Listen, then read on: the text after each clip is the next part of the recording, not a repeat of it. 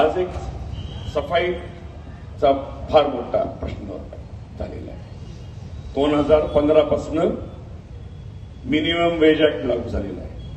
Minimum wage act आपल्या कर्मचाऱ्यांना किती दिलं जातं? 10,000.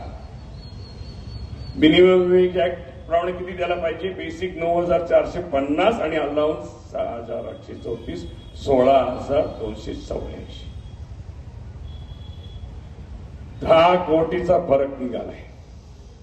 पीएफचे 3 कोटी वेगळे. आज मनसेने या मागील 27 तारखेला बघा दाखल केली आहे केस.